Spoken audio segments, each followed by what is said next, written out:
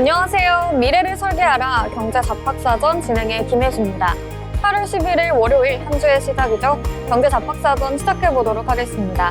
오늘은 윤자빈, 정소희 두 분의 아나운서와 함께 경제 이야기 나눠보겠습니다. 안녕하세요. 안녕하세요. 네, 간밤에 미국 증시 상황도 살펴봐야겠죠. 간밤에 미국 시장은 나란히 상승 마감을 해줬습니다.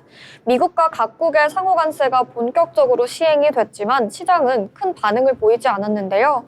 반복되는 관세 뉴스에 투자자들은 이미 무감각해졌고요. 실제로는 협상 과정에서 완화될 가능성이 높다는 기대가 작용을 했습니다. 여기에 관세로 경기 타격이 생기더라도 정부가 바로 부양책을 내놓을 거라는 믿음도 한몫을 해줬습니다. 특히 애플이 4% 넘게 오르면서 기술주 전반이 강세를 보였고요. 장 마감 직전에는 주간 옵션 만기 수급이 몰리면서 상승폭을 확대했습니다.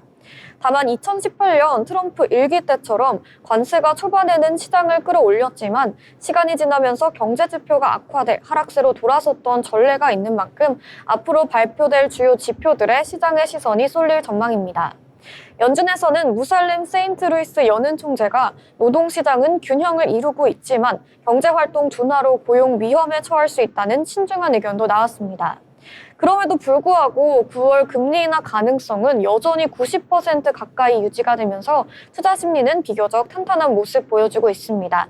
결국 시장은 경기 둔화 우려와 정책 기대감이 힘겨루기를 벌이는 가운데 관세 충격에는 점차 둔감해지는 흐름을 보이고 있다라고 정리해 볼 수 있겠습니다. 네, 이렇게 간략하게 글로벌 경제 흐름 살펴봤고요. 이어서 자세한 미증시 마감 시황 살펴보도록 하겠습니다. 자빈 아나운서 전해주시죠. 네, 금요일 밤 마감된 뉴욕 증시 3대 지수 모두 대형 기술주 랠리에 힘입어 상승 마감했습니다. 나스닥 사상 최고치를 다시 경신했는데요. 다우지수 전장보다 0.47% 오른 44,175.61에 마감했고 S&P 500 지수 0.78% 상승한 6,389.45를 기록했습니다. 기술주 중심의 나스닥은 0.98% 오른 21,450.02포인트로 사상 최고치를 새로 썼습니다. 트럼프 대통령이 수입 반도체에 100%의 관세를 부과하되 미국 내 제조기업에는 예외를 두겠다고 밝히면서 관세 우려가 완화됐습니다. 여기에 연준의 트럼프 측근 인사를 임명한 소식이 조기 금리 인하 기대감을 높이며 투자 심리를 자극했습니다. 결국 뉴욕 증시는 기술주 중심의 매수세가 이어지면서 상승 랠리를 이어갔고 특히 관세 완화 기대와 금리 인하 기대가 맞물리며 시장 분위기를 한층 끌어올린 하루였습니다. 글로벌 이슈 함께 보면서 더 자세한 내용 알아보시죠. JP모건이 올해 연내 금리 인하 전망을 기존 1회에서 3회로 늘렸습니다. 9월 FOMC 회의에서 첫 금리 인하가 단행될 것으로 보고 그 배경으로 노동시장 둔화와 트럼프 대통령의 연준 인사 불확실성을 꼽았습니다. 시장은 9월 0.25%포인트 인하 확률을 90% 이상 반영 중입니다. 다만 7월 CPI가 전년 대비 2.8% 오를 것으로 예상돼 물가 상승과 경기 둔화가 동시에 나타나는 스태그플레이션 우려도 제기되고 있습니다. 팔란티어가 사상 최고가 행진을 일주일 내내 이어가며 4일 재개 이후 가파른 상승세를 보이고 있습니다. 4일 연속 랠리 끝에 주가는 2.61% 오른 186.96달러에 마감했고 한 주 동안 21.2%나 폭등했습니다. 팔란티어는 기업 고객과 정부 매출 비중이 각각 절반씩을 차지하는데 트럼프 2기 행정부 출범 기대와 함께 실적 전망이 크게 개선되고 있습니다. 특히 2분기 기업 부문 매출이 70% 넘게 증가했고 정부 조달 부문도 50% 이상 성장하며 AI 투자 확대 수혜를 입고 있습니다. 시장은 팔란티어를 이번 상승장의 대표 수혜주로 보고 있습니다. 도널드 트럼프 미국 대통령이 가상화폐를 401k 퇴직연금 계좌에 포함하는 행정명령에 서명했습니다.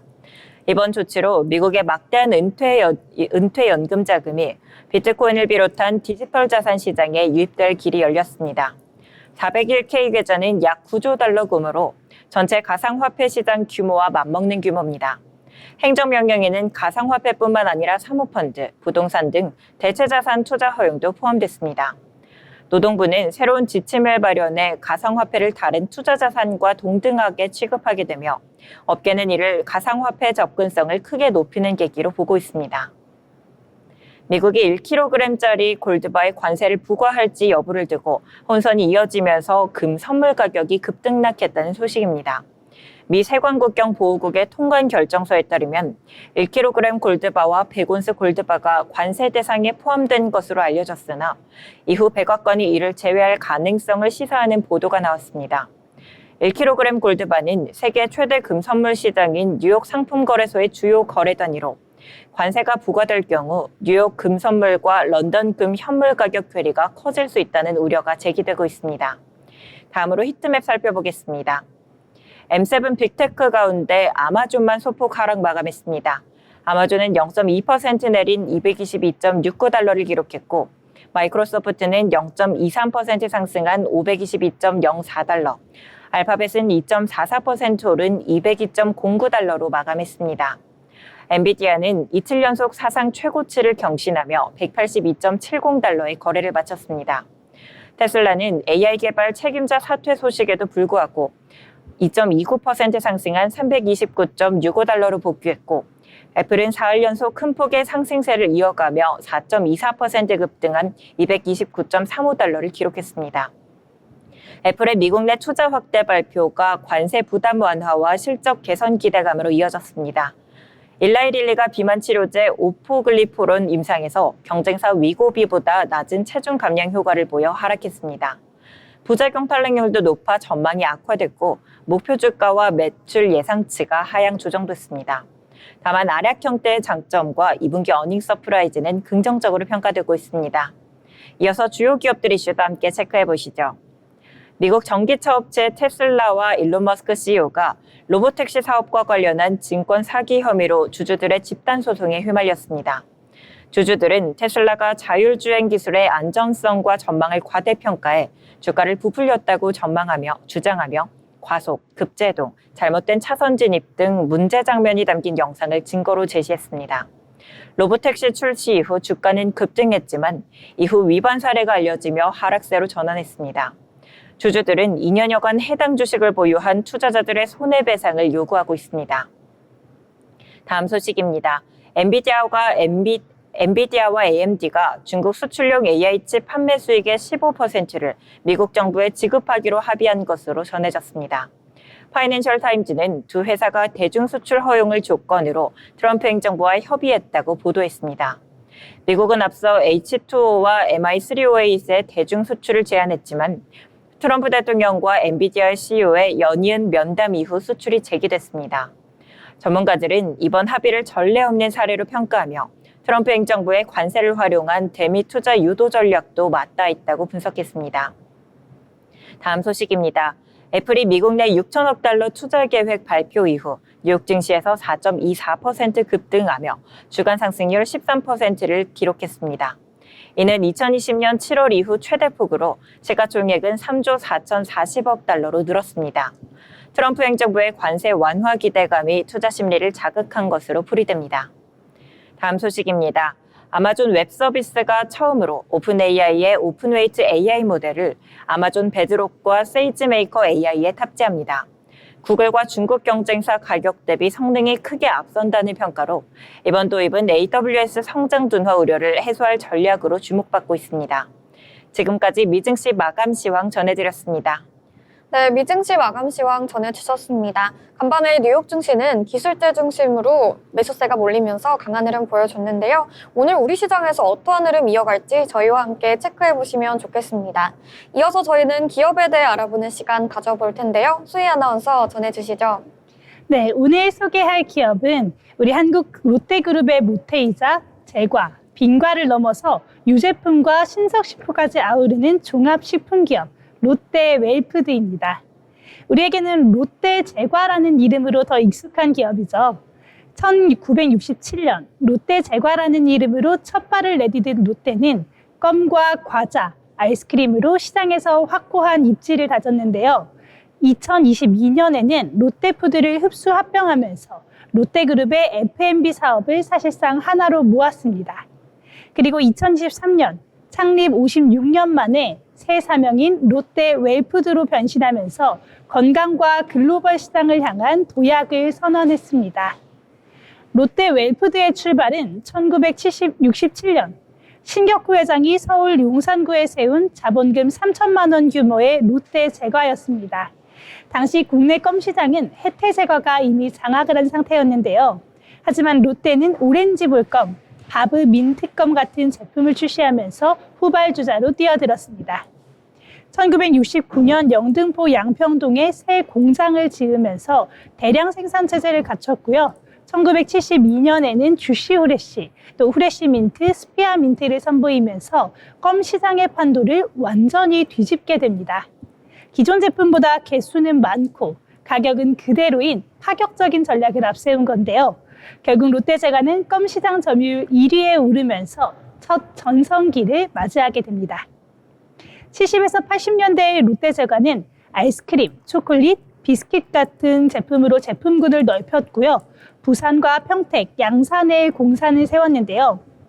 1984년에 미국 로스앤젤레스에 해외 지사를 세우면서 글로벌 시장에도 발을 디디기 시작했습니다. 1985년에는 86년도에 있는 서울 아시안게임과 88년도 서울 올림픽 공식 공급업체로 선정되면서 브랜드의 인지도를 크게 높였고요. 이후에는 중국과 인도, 베트남, 벨기에 등으로 진출 범위를 넓혀 나갔습니다. 우리 롯데 하면 떠오르는 제품들이 굉장히 많은데요. 껌 3총사인 주시 후레쉬, 후레쉬 민트, 스피아 민트, 또 월드콘, 가나 초콜릿, 빼빼로까지 아주 다양한 제품이 있습니다. 또한 자일리토 껌으로 건강 껌이라는 새로운 시장을 만들기도 했는데요. 2006년에는 프리토레이와 계약을 맺고 치토스, 도리토스, 선칩 같은 글로벌 스낵 브랜드를 국내 생산 판매하기 시작했습니다. 롯데제과는 인수합병에도 굉장히 적극적이었는데요. 벨기에의 길리안, 베트남의 비비카, 카자흐스탄의 라하트, 국내 제빵업체인 브랑제리부터 인도 하브모어 아이스크림까지 다양한 회사를 품으면서 제품의 포트폴리오를 넓혀 나갔습니다. 나뚜루와 또한 제로 시리즈는 최근에 성장세를 이끌고 있는 효자 상품이 되어가고 있기도 합니다. 2022년 7월 롯데푸드와 합병을 하면서 아이스크림, 제과, 육가공, 유제품, 신선식품까지 한 회사에서 맡게 됐는데요. 2023년에는 사명을 롯데 웰푸드로 바꾸면서 건강과 웰빙 이미지를 전면으로 내세웠습니다. 대표 브랜드인 제로는 출시 2년 만에 매출 400억 원을 넘겼고요. 10개국 정도의 수출이 되면서 매출도 크게 성장하고 있습니다. 최근에는 생산 거점 재편의 속도를 내고 있는데요. 증평 제빵 공장을 매각했고요. 청주와 영등포 공장도 정리 대상에 올라 있는 상황입니다. 수원과 김천, 부산 세 곳으로 통합을 해서 효율적인 생산 체제를 만들 것이라고 밝혔는데요. 다만 국내 시장의 가격 경쟁, 또한 제로 식품들의 이 성분 표기로 인한 논란이 있었기 때문에 소비자의 신뢰 확보는 앞으로도 중요한 숙제가 될 것으로 보입니다. 이렇게 롯데 웰푸드는 껌과 과자로 시작해서 한국의 대표 식품 기업으로 성장해 나갔는데요. 56년의 전통 위에 새 사명을 올리고 지금은 건강과 글로벌 시장을 향해 다시 한 번의 변화를 준비하고 있습니다. 앞으로 어떤 방식으로 맛과 건강을 모두 잡을지 기대가 됩니다. 오늘의 기업사전 롯데 웰푸드 이야기는 여기까지입니다. 저는 다음에도 더 알차고 재미있는 내용으로 다시 찾아오도록 하겠습니다. 네, 롯데 웰푸드 기업에 대해서 알아보는 시간 가져봤습니다. 이어서 저희는 오늘 나온 이슈들도 짚어볼 텐데요. 자빈 아나운서 어떤 내용 준비하셨을까요? 네, 오늘 신문에서 발췌한 기사를 전해드리는 뉴스 브리핑 시간입니다. 첫 번째 소식입니다. 이번 주에는 트럼프 관세 협상 이후 첫 경제 성장률 전망 수정치가 공개됩니다. 한국개발연구원은 10일 수정 경제 전망을 발표하며 지난 5월 0.8%로 낮췄던 올해 성장률을 소폭 상향할 가능성이 있습니다. 13일에는 통계청이 7월 고용 동향을 발표해 취업자 증가세 회복 여부가 주목됩니다. 같은 날 산업부는 으뜸 효율 가전 환급 신청을 시작하며 14일 기재부는 8월 그린북을 내놓습니다. 미국 관세 영향으로 수출은 둔화됐지만 소비 심리는 개선세를 보이고 있습니다. 한국은행도 7월 수출입 물가와 무역 지수를 공개, 환율 상승에 따른 물가 변동을 확인할 예정입니다. 다음 소식입니다. 민생회복 소비 쿠폰 지급률이 90%를 넘어서면서 자영업자들이 다시 활기를 찾고 있습니다. 국민 10명 중 9명이 쿠폰을 받았고 사용률은 80%를 웃돕니다. 가장 많이 사용된 방식은 신용, 체크카드 연동형이었고 외식과 마트, 전통시장 등 생필품 구매가 주요 사용처로 꼽혔습니다. 20, 30대는 외식 비중이, 40대 이상은 생필품 소비가 가장 높았습니다. 절반 이상이 나 자신을 위해 썼지만 40대에서 60대는 가족 중심 소비가 많았습니다. 전통시장, 시장의 활기, 그리고 여가시설이 붐비는 변화가 일어났으나 사용처 제한과 홍보 부족은 아쉬움으로 지적됐습니다. 과반이 정책 지속을 원했고 선호하는 민생 지원 방식 1위도 소비 쿠폰이었습니다. 정부는 9월 22일부터 2차 지급을 시작하며 상위 10% 제외 기준을 마련하고 1인 가구, 맞벌이 가구 특례 적용 여부도 검토 중입니다. 다음 소식입니다. 배 가격이 폭락했습니다. 지난달 2024년 배 15kg 도매가는 31,597원으로 작년보다 80% 넘게 떨어졌고 소매가도 반값 이하로 하락했습니다. 흉작이던 2023년 일부 농가가 배를 저장해 고가에 판매하며 큰돈을 벌자 지난해에도 같은 전략이 반복됐습니다. 농가들은 설 전까지 물량을 풀지 않고 가격 상승을 기다렸지만 올해 초부터 도매가가 하락했고 5월엔 평년 이하로 내려갔습니다. 재고 부담이 커진 농가들은 한꺼번에 배를 시장에 내놓았으나 설은 이미 지나고 추석은 10월이라 판매처가 마땅하지 않았습니다. 배는 수요층이 얇고 작년 고가와 품질 저하가 소비를 위축시켰습니다. 1인당 배 소비량은 사과의 절반에도 못 미치고 명절 재사용 수요 이외엔 찾는 이가 적습니다. 판매 부진으로 환불 요청까지 늘었고 일부 농가는 정부의 뱃값 보상을 요구했습니다. 저장 물량이 여전히 많아 올해 배 가격도 오르기는 어려울 것이라는 전망이 나오고 있습니다. 다음 소식입니다. 이달 25일 열리는 한미 정상회담에서 AI 반도체가 핵심 의제로 오르면서 삼성전자와 SK하이닉스가 미국 내 추가 투자 계획을 조율 중입니다. 삼성전자는 텍사스 테일러시 파운드리 공장에 440억 달러를 투자할 계획이었지만 지난해 말 370억 달러로 축소했으나 최근 테슬라와 23조 원 규모의 AI 반도체 공급 계약, 애플 이미지 센서 수주 성사로 첨단 패키징 설비 투자 10조 원을 다시 포함하는 방안을 유력 검토 중입니다. 미국 관세 압박을 피하려면 칩 제조부터 후공정까지 현지에서 이뤄져야 하고 메모리, 파운드리, 패키징을 통합한 턴키 서비스가 삼성의 강점입니다. 테슬라 수주는 차량용 칩을 넘어 슈퍼컴퓨터 AI 반도체와 전장 부문까지 확대될 가능성이 있어 장비 소재 투자도 늘 전망입니다. 업계는 테일러 공장 총 투자가 500억 달러를 넘길 것으로 보고 있습니다. SK하이닉스는 인디애나주의 38억 7천만 달러 규모의 첨단 패키징 공장을 2028년 가동 목표로 건설 중이며 투자 시기 앞당김이나 품목 확대 가능성이 거론됩니다. 양사의 투자 확대는 정상회담에서 미국과의 경제협력 성과를 부각하는 카드로 쓰일 전망입니다. 다음 소식입니다. 미국 정부가 중국산 해저 케이블의 자국 사업 참여를 제한하는 새 규정을 발표했습니다. 미 연방통신위원회는 중국 등 전략적 경쟁국의 해저 케이블 사업을 원칙적으로 차단하고 수리, 유지 시 미국산 선박과 신뢰할 수 있는 해외 기술 사용을 장려한다고 밝혔습니다. 이번 규제는 통신용 해저 케이블을 대상으로 하지만 업계는 같은 안보 논리로 초고압 진료 송전 전력용 해저 케이블까지 규제가 확대될 가능성이 크다고 보고 있습니다. HVDC 전력용 케이블은 해상 풍력 전력을 육상으로 이송하는 핵심 설비로 통신용보다 기술 난도와 가격이 훨씬 높습니다. 글로벌 HVDC 해저 지중 케이블 시장은 이탈리아 프리스미안, 프랑스 넥상스, 데마크 NKT, 한국 LS전선 등 빅4가 85% 이상 점유하고 있으며 중국과 일본은 대부분 내수 위주입니다. 업계는 중국 기업의 미국 시장 진출이 막히면 LS전선과 대한전선 등 국내 업체가 반사이익을 볼 것으로 기대하고 있습니다. 지금까지 뉴스 브리핑 전해드렸습니다. 네, 뉴스 브리핑 전해주셨습니다. 저희와 함께 이슈들 체크해보시면서 투자에 참고해보시면 좋겠습니다. 미래를 설계하라 경제 잡박사전에서 그 해답을 찾으실 수 있습니다. 아울러 본 방송에서 제공하는 정보는 투자 판단에 대한 조언일 뿐 해당 종목의 가치, 상승 또는 하락을 보장하지 않습니다.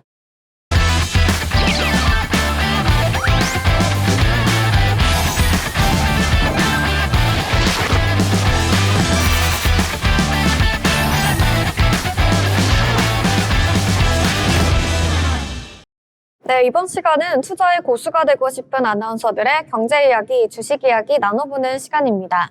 네, 먼저 8월 11일 월요일 국내 증시 마감 상황부터 전해드리도록 하겠습니다. 간밤 미증시는 상승 마감을 해줬지만 우리 시장은 엇갈리는 흐름이 나타났는데요. 코스피는 하락한 반면에 코스닥은 상승 마감을 했습니다. 자세한 지수 분위기 코스피부터 체크해보도록 하겠습니다. 네, 코스피는 상승 출발했지만 보합권에서 등락을 거듭을 하다가 약보합에서 마무리하는 모습이 나타났는데요. 0.1% 내리면서 3,206선에서 거래를 마쳤습니다. 장중에 3,200선을 밑도는 흐름이 포착이 됐고요. 자세한 수급 상황도 체크해 보겠습니다.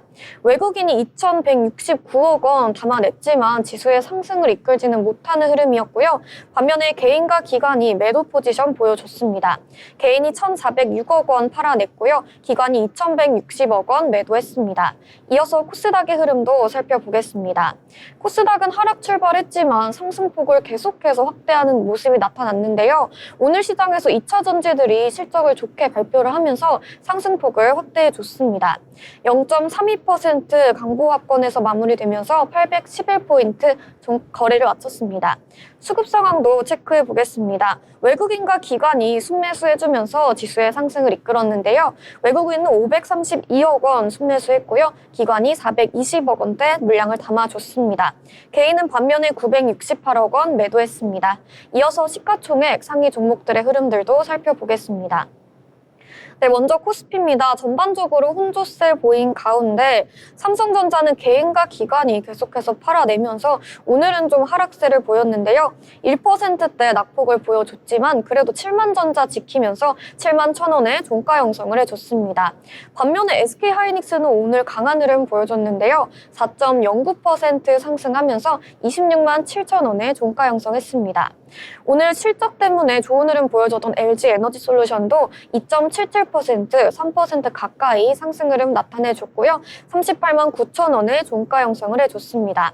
반면에 오늘 방산주는 쉬어가는 모습이었는데요. 0.11% 내리는 모습이 나타났습니다. 오늘 금융주도 쉬어갔죠. KB금융도 0.7% 하락했습니다.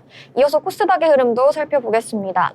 네, 오늘 코스닥 시작에서는 2차 전지들이 강한 흐름 보여줬는데요. 서프라이즈 실적을 발표를 하면서 에코프로 형제주들 동반 상승 마감했습니다. 에코프로비엠은 7.98%, 8% 가까이 상승을 했는데요. 13만 4,000원의 종가 형성했습니다.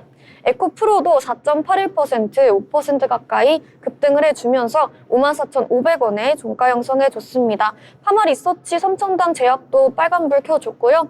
반면에 리가켄바이오와 LG에비는 쉬어가는 흐름이었습니다. 지금까지 국내 증시 마감 상황 살펴봤습니다. 이어서 오늘 시장에서 특징적인 종목들 짚어보려고 하는데요. 먼저 첫 번째 특징주 자빈 아나운서 전해주시죠. 네, 미국 알래스카에서 열릴 예정인 미러 정상회담이 전 세계의 주목을 받고 있습니다. 도널드 트럼프 미국 대통령과 블라디미르 푸틴 러시아 대통령이 휴전 논의를 위해 직접 마주 앉기로 하면서 이번 회담이 전쟁 종식의 전환점이 될 수 있을지 관심이 쏠리고 있습니다. 국내 증시에서는 우크라이나 전후 복구와 관련된 이른바 재건주가 주목을 받고 있습니다. 아이톡시는 현지 SKS 그룹과 협력해 KG 모빌리티에 우크라이나 경찰청향 픽업트럭 150대 공급을 완료했으며 우크라이나 유료 제조업체 BFG와 판유리 공장 설립을 위한 업무 협약을 체결하고 기반 공사를 준비하고 있습니다. 이와 함께 건설, 기계, 철강 관련 기업들도 재건 수혜 기대감 속에 투자자들의 관심을 받고 있습니다. SY스틸텍, TYM, 대동기업, SG, HD, 현대건설기계 등이 대표적입니다. 트럼프 대통령은 자신의 소셜미디어를 통해 푸틴 대통령과의 알래스카 회담을 공식화했습니다. 이번 만남은 장기화된 우크라이나 전쟁의 향방을 가늠할 중대한 분기점이 될 것으로 보입니다. 전문가들은 이번 정상회담이 단순한 휴전 논의를 넘어 향후 재건 과정의 주도권과 관련한 정치, 경제적 협상으로 이어질 가능성이 높다고 분석합니다. 미국과 러시아 그리고 유럽 주요국들이 전후 복구 지원을 명분으로 자국 기업의 시장 진출을 모색할 것으로 보이며 이에 따른 글로벌 경쟁도 치열해질 전망입니다. 특히 우크라이나 재건 사업은 단순한 인프라 복구를 넘어 도로, 철도, 항만, 에너지 시설 등 국가 전반에 걸친 대규모 프로젝트가 될 것으로 예상합니다. 이런 가운데 국내 기업들이 기술력과 가격 경쟁력을 무기로 국제 입찰에 적극적으로 참여할 경우 새로운 수출 기회를 잡을 수 있을 것이라는 기대감도 커지고 있습니다. 다만 회담 결과가 실제 휴전으로 이어질지는 미지수입니다. 이해관계가 복잡하게 얽힌 만큼 이번 만남이 상징적인 제스처에 그칠 수 있다는 신중론도 존재하고 있습니다. 이에 따라 국제사회는 알래스카에서 열릴 미러 정상회담의 결과를 면밀히 주시하고 있습니다. 이러한 흐름 속 아이톡시 장 초반 3.85% 오른 918원으로 출발해 장중 한때 29.98% 거의 30%에 가까운 상승폭을 보여줬습니다. 현재는 이 상승분을 모조리 반납한 0.90% 오른 892원으로 종가 형성했습니다. 네, 아이톡시 관련해서 이야기 전해주셨습니다. 우크라이나 재건 관련 기대감이 오늘 시장에서도 강하게 반영이 됐는데요. 아이톡시 오늘 30% 가까이 강한 흐름 보여주다가 상승폭을 모두 반납하는 흐름이 나타났습니다. 특히 미러 정상회담 가능성이 거론이 되면서 전쟁 종식과 이후 재건 수요 확대에 대한 투자 심리가 살아나는 모습이 나타났는데요. 아이톡시를 비롯한 관련 종목들도 동반 강세를 보였습니다. 물론 정상회담이 실제로 성사될지는 여전히 불투명하지만 기대감만으로도 단기 주가 모멘텀이 형성되는 흐름이 나타나고 있습니다. 다만 이런 테마주는 이슈의 진전 여부에 따라 변동성이 크니까요. 계속해서 속도 조절과 뉴스 체크가 무엇보다 중요하겠습니다. 네, 이렇게 우크라이나 재건 관련주들 살펴봤고요. 다음 특징주는 2차 전지 관련해서 준비해봤습니다. 전기차 시장의 호황이 배터리 업계에도 훈풍을 불어넣고 있는데요. LG 에너지솔루션과 에코프로가 나란히 깜짝 실적을 발표하면서 시장의 기대를 모으고 있습니다. LG 엔솔은 글로벌 전기차 수요 확대와 북미 시장 공급 확대가 맞물리면서 영업이익이 시장 예상치를 크게 웃돌았는데요. 특히 미국 인플레이션 감축법 IRA 보조금 효과가 2분기 실적에도 본격적으로 반영됐다는 점이 긍정적입니다. 에코프로 역시 원재료 가격 안정화와 하이니켈 양극재 출하 증가 덕분에 흑자 전환에 성공을 해줬는데요. 작년 하반기 원가 부담으로 고전했던 흐름에서 완전히 벗어나면서 하반기 실적 성장에 대한 기대감이 커지고 있습니다.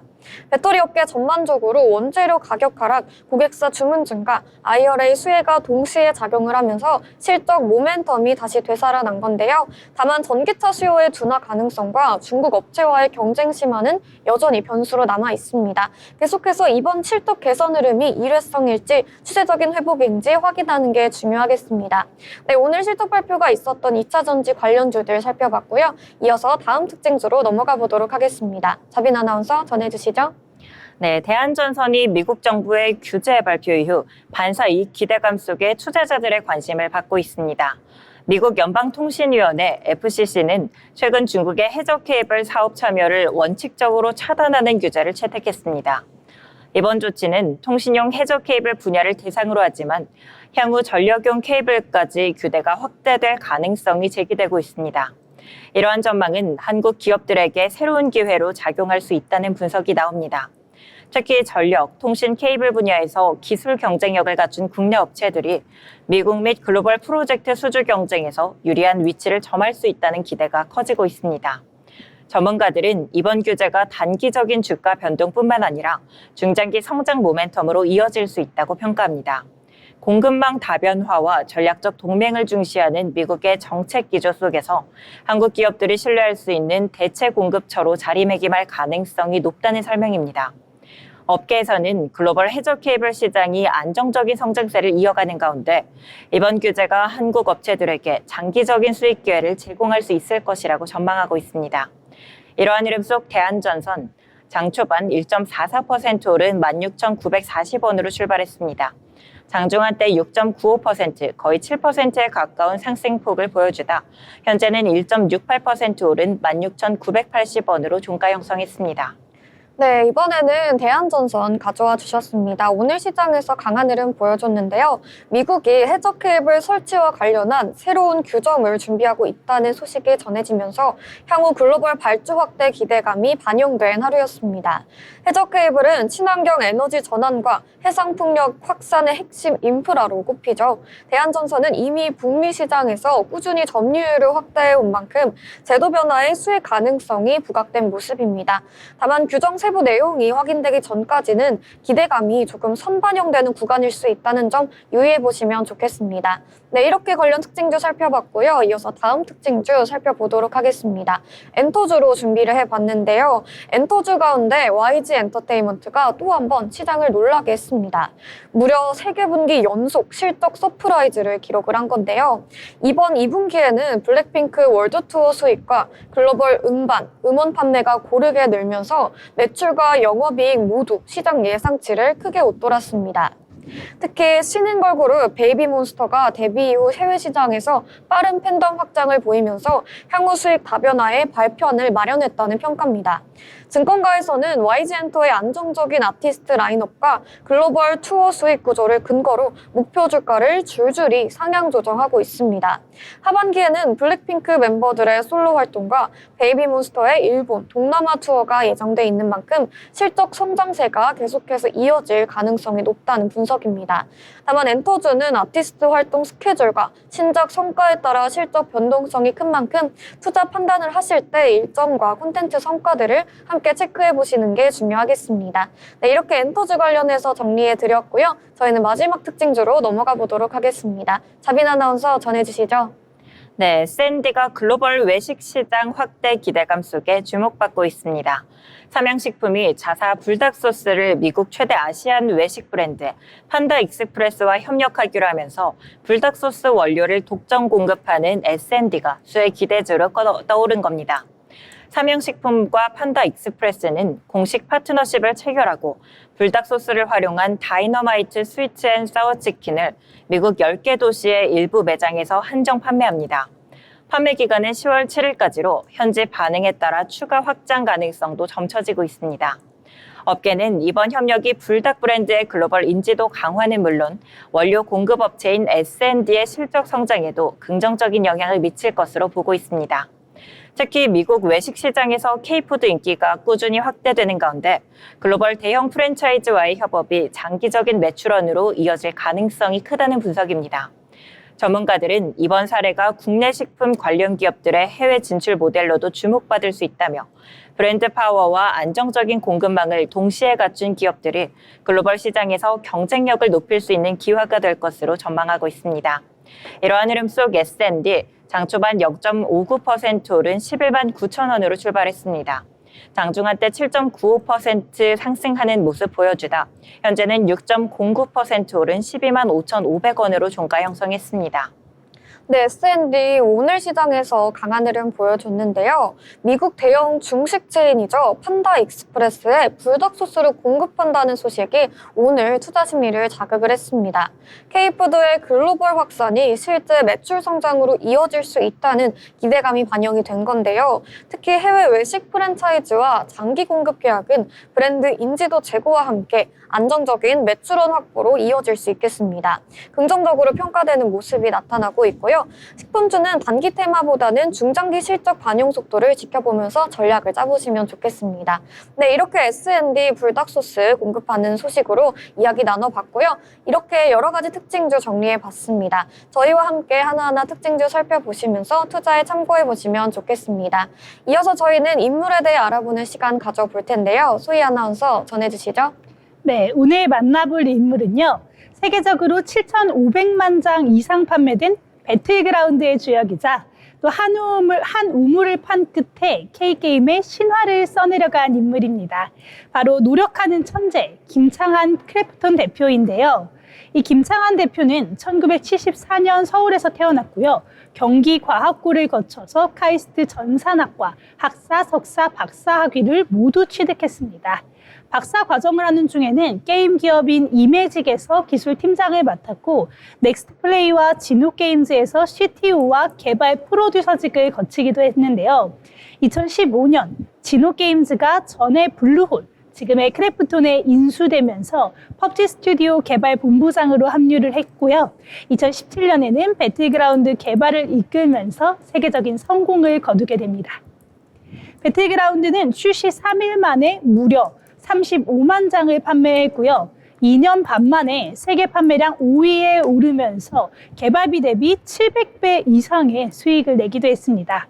이 성공을 발판으로 2020년 크래프톤 대표이사에 오른 김창한 대표는 배틀그라운드의 의존도를 줄이기 위해 신작 개발과 IP 확장에 계속해서 힘을 쓰고 있습니다. 웹툰, 단편 영화, e스포츠로 펍지 유니버스를 넓히고 판타지 소설인 눈물을 마시는 새를 기반으로 한 대형 프로젝트도 추진 중인 것으로 알려졌습니다. 또한 김 대표는 신작 발굴을 위해서 2023년 사내 벤처 프로그램인 더 크리에이티브를 도입해서 직원들이 직접 팀을 꾸려서 게임을 개발할 수 있도록 했는데요. 또 AI와 메타버스 같은 미래 기술에도 적극적으로 투자하면서 버추얼 휴먼인 애나, AI 기반의 신작인 인조이를 선보이고 있습니다. 현재 크래프톤은 글로벌 게임사 인수 속에서도 속도를 내면서 언노운 월즈, 드림모션, 5민랩 같은 회사들을 계열사로 편입하고 있기도 합니다. 하지만 이 도전이 늘 순탄한 것만은 아니었습니다. 배틀그라운드 뉴스테이트의 흥행 부진, 또 패럴드의 포켓몬스터 IP 표절 논란이 있기도 했는데요.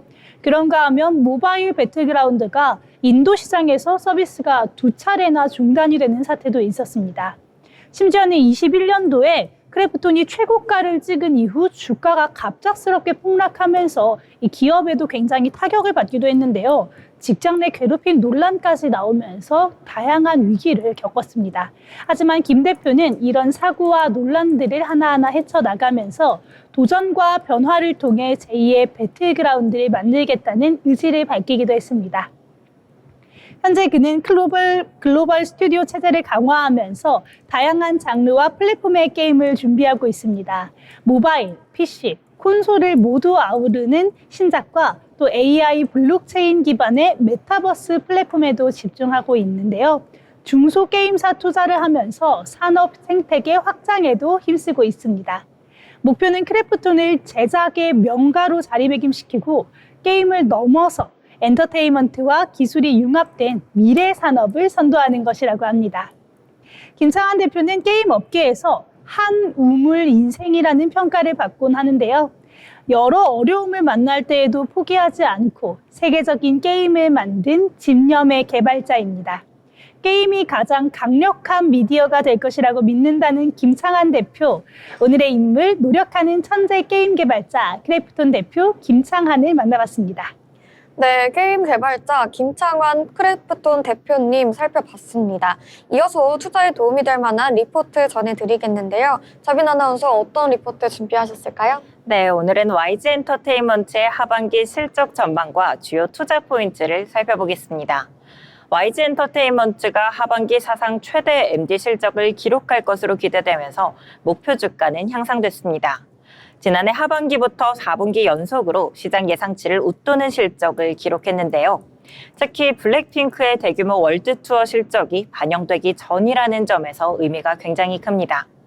저연차 IP의 외형 성장이 본격화되면서 이 기여도가 높은 음원과 MD 매출이 성장했고 제작비 효율화에 따른 영업 레버리지 효과도 이어지고 있습니다. 여기에 하반기에는 블랙핑크가 합류하면서 사상 최대 실적이 예상됩니다. 현재 공개된 투어 규모는 회당 관객 수 기준 직전 투어 대비 2배 이상입니다. MD 강화 전략과 맞물려 실적 기대감은 더욱 커지고 있습니다. 7월 블랙핑크 월드 투어 재개 이후 글로벌 전역에서 팝업 스토어가 열렸고 특히 8월부터는 중국 5개 지역에서 대규모 팝업이 진행 중입니다.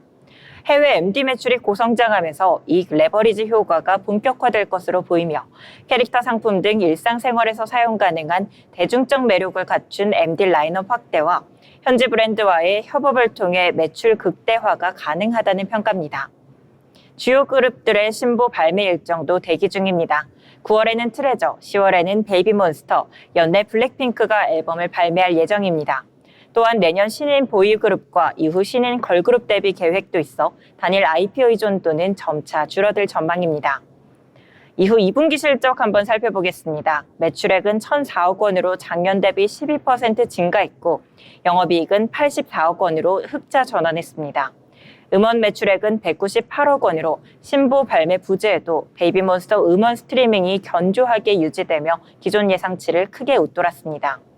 MD 매출액은 192억 원으로 전년 대비 17% 증가했는데요. 이는 베이비몬스터 MD 매출 일부가 로열티로 반영된 수치입니다. 블랙핑크 직전 월드 투어 당시 분기 평균 MD 매출은 약 190억 원, 분기 최고치는 244억 원이었는데 이번엔 이미 체질 개선이 뚜렷하게 나타나고 있습니다. 콘서트의 경우 2분기에는 베이비몬스터가 월드 투어 17회, 트레저 팬콘 14회가 진행됐으며 3분기에는 블랙핑크 월드 투어 15회, 베이비몬스터 북미 투어 6회가 예정되어 있습니다. 자회사 YG 플러스의 2분기 매출액은 483억 원, 영업이익은 42억 원으로 전년 대비 1030% 급증했습니다. K-팝 그룹 유튜브 월간 조회수 탑5를 보면요. 블랙핑크가 4억 7천만 회, 트와이스 3억 회, BTS 2억 7천만 회, 베이비몬스터 2억 3천만 회, 스트레이키즈가 2억 회를 기록했는데요. 이 중 베이비몬스터는 데뷔 2년 차임에도 이례적으로 빠른 글로벌 팬덤 확장을 보이고 있습니다. 특히 3분기에는 첫 북미 투어를 앞두고 있어 투어 MD 음원 고성장이 전사 수익성 개선으로 이어질 전망입니다. 7월에는 베이비몬스터와 블랙핑크 모두 신곡을 발표했습니다. 이에 따라 스트리밍은 지속적으로 우상향할 가능성이 높습니다. 베이비몬스터는 신곡 발매 기념 MD도 출시해 8월 일본과 중국 등에서 팝업 스토어를 운영하며 음원과 MD 관련 실적 상향 기대감을 키우고 있습니다. 현재 글로벌 공연 시장은 코로나19 이후 최대 규모로 성장하고 있습니다. 특히 북미 유럽 투어 티켓 가격이 전년 대비 최대 20% 오르면서도 판매 속도가 빨라지고 있는 건데요. 이는 YG엔터처럼 대형 글로벌 투어를 운영하는 기획사에 매우 유리한 환경입니다. 공연이 열리면 MD와 스트리밍이 세트로 성장하기 때문에 이번 하반기에는 내년 상반기까지도 실적 모멘텀을 이어갈 것으로 보입니다. 물론 변수도 있습니다. 첫째, 해외 투어가 현지 정치, 외교 문제나 예상치 못한 사건으로 취소되거나 연기될 가능성. 그리고 둘째, 글로벌 경기 둔화가 MD 매출에 영향을 줄 수 있다는 점입니다. 다만 YG엔터는 아티스트 라인업이 다변화되어 있어 단일 그룹 활동 차질이 전사 실적에 미치는 영향은 적을 전망입니다. 향후 2, 3년 핵심 전략은 신인 IP를 글로벌 시장에서 키우는 것입니다. 베이비몬스터가 북미 시장에서 성공적으로 자리 잡는다면 블랙핑크 이후 차세대 메가 IP로 성장할 가능성이 큽니다. 이를 기반으로 MD, 콘텐츠, 공연을 통합한 수익 구조를 강화하겠다는 계획입니다. 정리하자면 YG 엔터테인먼트는 하반기 사상 최대 실적이 기대되며 중장기 성장 동력도 탄탄합니다.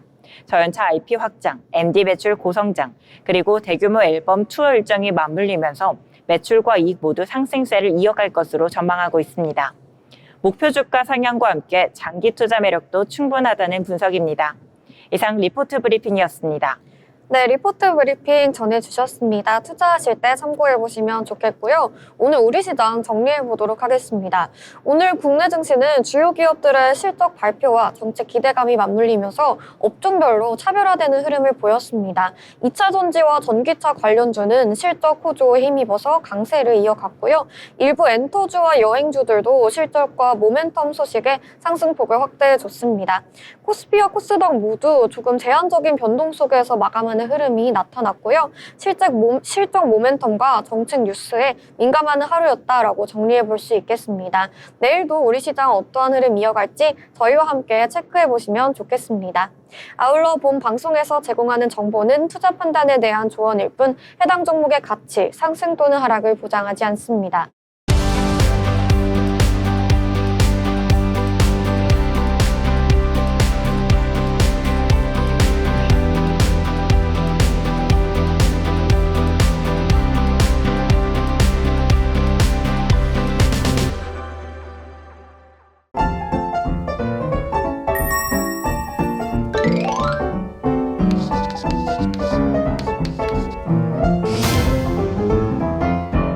네, 오늘의 마지막 순서 오늘장 한 줄평 시간입니다. 한 분 한 분 시장에 대해서 이야기 나눠보겠는데요. 먼저 자빈 아나운서 오늘 시장 어떻게 보셨을까요? 네, 오늘 국내 증시는 혼조세를 보였지만요. 뉴욕 증시는 기술주 중심의 매수세가 이어지면서 상승 랠리를 이어갔고 또 특히 관세 완화 기대와 금리 인하 기대가 맞물리며 시장의 분위기를 한껏 끌어올렸습니다. 또 코인 시장도 너무 좋으니까요. 기분 좋은 상승세의 연속이라고 한 줄 평 남겨보겠습니다. 네, 좋습니다. 뉴욕 증시가 기분 좋게 모두 나란히 상승 마감을 해줬죠. 기술주 중심의 강세가 돋보인 하루였습니다. 이어서 소희 아나운서 이야기도 들어보겠습니다.